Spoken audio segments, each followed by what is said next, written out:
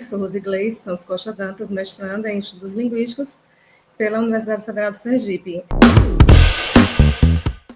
Inicialmente, eu gostaria de enfatizar para vocês que essa pesquisa está em estágio embrionário, né? Estou no primeiro ano, primeiro semestre ainda do mestrado, então estou na fase realmente das pesquisas e vamos em frente, né? Também ressaltar que fui chamada agora, a menina chamou-me agora rapidamente, eu estava praticamente já, digamos, não tinha me organizado. Eu peço desculpas pela apresentação, com o timbre da apresentação da semana passada, mas acredito que dá para compartilhar com vocês um pouquinho da minha pesquisa.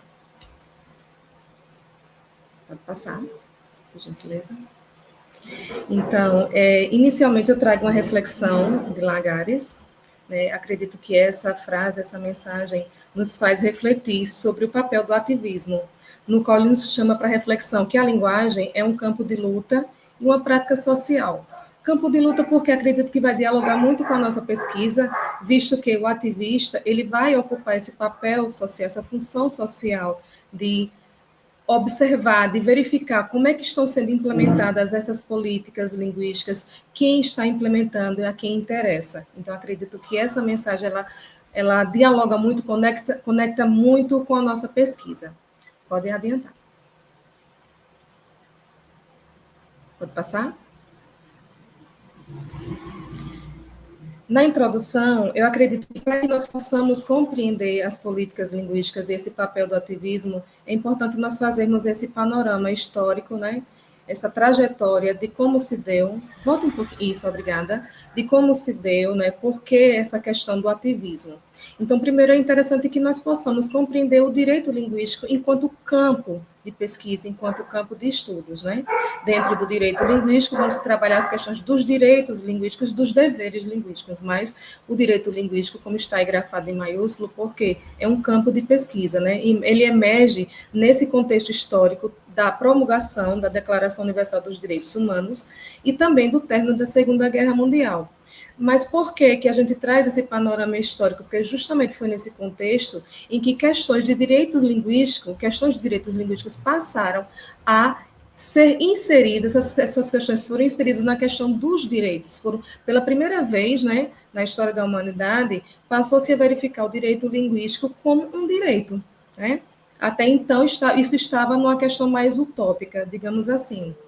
No Brasil, essa compreensão enquanto campo de conhecimento ainda é recente, e segundo Abreu, pesquisador Abreu, carece de uma teoria que venha, digamos, a desmistificar o que vem a ser o direito linguístico e também, de certa forma, para unificar essas ideias, para que ele possa ganhar mais força em relação à questão do ativismo e à questão de todos os objetos de interesse que permeiam o direito linguístico.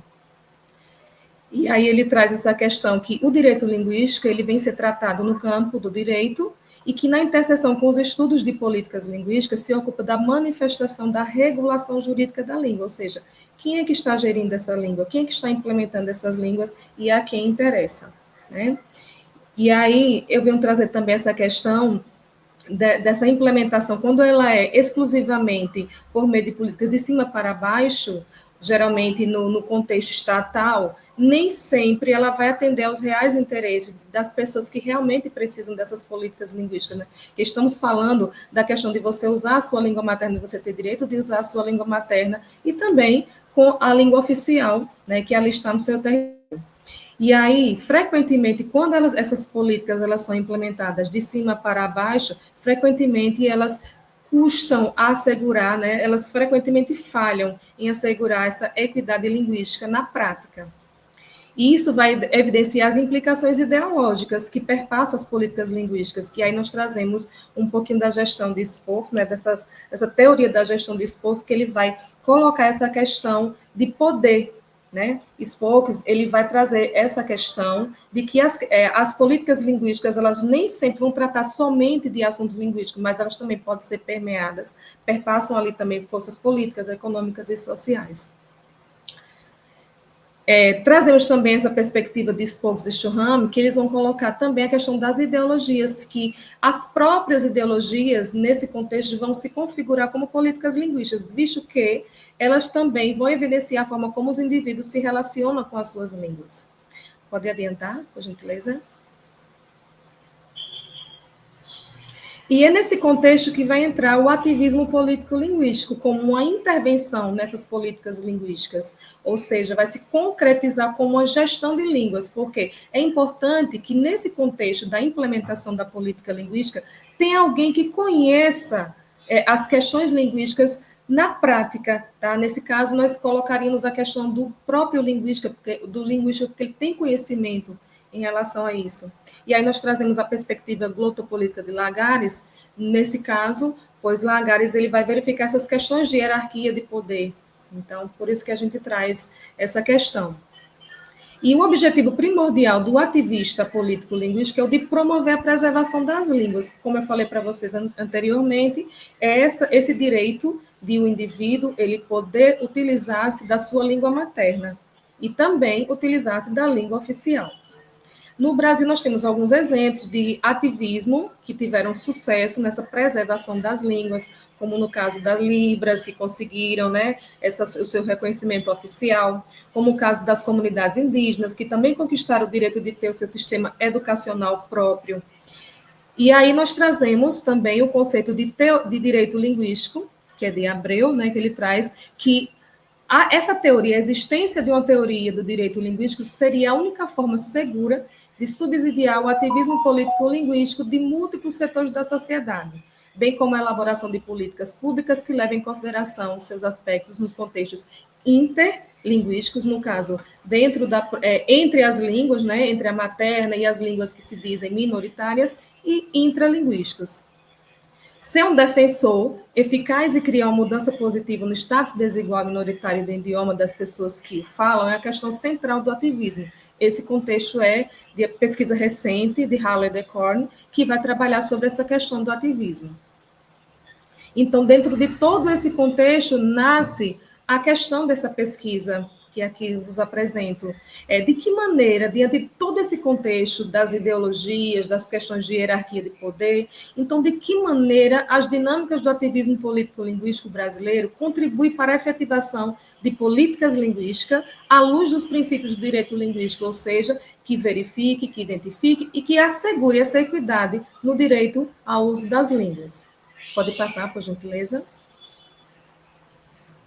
Então, objetivos. Então, essa pesquisa, ela vai observar essa questão, terá como objetivo geral analisar as dinâmicas do ativismo político-linguístico brasileiro, suas contribuições para a efetivação de políticas linguísticas à luz dos princípios do direito linguístico e, específico, contribuir para o entendimento do papel do ativismo na transformação dos direitos linguísticos abstratos em ações concretas de políticas públicas, porque a gente sabe que existe uma certa desinformação, digamos assim, em relação ao que é o ativismo linguístico. E no contexto geral, até mesmo o direito linguístico, a gente tem que realmente trabalhar essa questão de informar, E também nós temos ainda um objetivo que é investigar como essas formas de ativismo protegem, fomentam questões linguísticas que são de interesse nacional. Pode adiantar, por gentileza?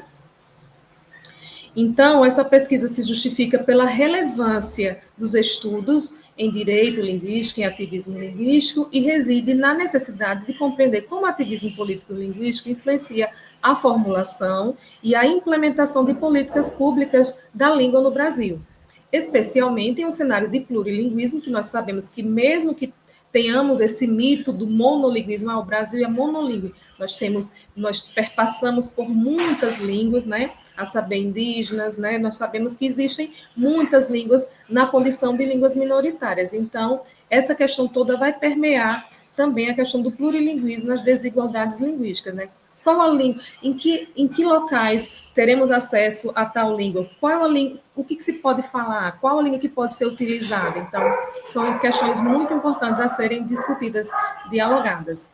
Além disso, ao conectar o estudo de ativismo, políticas linguísticas e direito linguístico, busca-se preencher uma lacuna teórica e prática contribuindo para o fortalecimento de ações que promovem a equidade linguística e o respeito aos direitos fundamentais, alinhando-se às normativas nacionais e internacionais. Por gentileza, pode adiantar. E aí, a pesquisa, ela terá como metodologia abordagem qualitativa interpretativista, fundamentada na análise documental bibliográfica, pelo método de análise de conteúdo. E aí, os critérios de análise, nós utilizaremos documentos oficiais, legislações, textos acadêmicos, registro de ativismo linguístico no Brasil, e fazer também esse mapeamento dessas estratégias dos atores e os conflitos, porque quando se existe necessidade de implementação de política linguística, geralmente há conflito linguístico. Quando se há contato de línguas diferentes, muito provavelmente acontecerá conflito linguístico. Então, tudo isso permeará também a nossa pesquisa. E aí nós vamos identificar as contribuições do ativismo na efetivação de políticas linguísticas, com foco na relação entre a teoria, a prática e o direito linguístico, enquanto campo, enquanto a seguridade, nesse caso, da equidade linguística. Pode adiantar, por gentileza. E aí nós vamos trabalhar o referencial teórico, que ainda está em construção, visto que temos mais pesquisas a serem analisadas, né, estudos recentes. Então, inicialmente, nós já estamos fundamentando a discussão sobre direito linguístico e políticas linguísticas, mediante as concepções de Abreu, de Calvé, Lagares, Spokes, Raja Polan, Severo, em questão às minorias, Marconi, Pinnicook, no estado da arte de ativismo, Decorn e Spokes. Poderemos acrescentar também Churrame, que ainda está em vias de construção, né, como eu disse inicialmente, embrionário. A pesquisa ainda está em fase embrionária, mas nós estamos em fase de adaptação. Pode dar continuidade, por gentileza.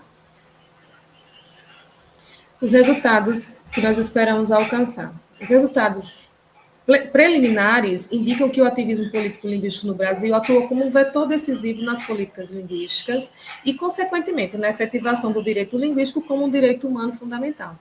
Isso aí foi assegurado lá no início, né, lá na promulgação dos direitos humanos, tudo isso vem dialogando.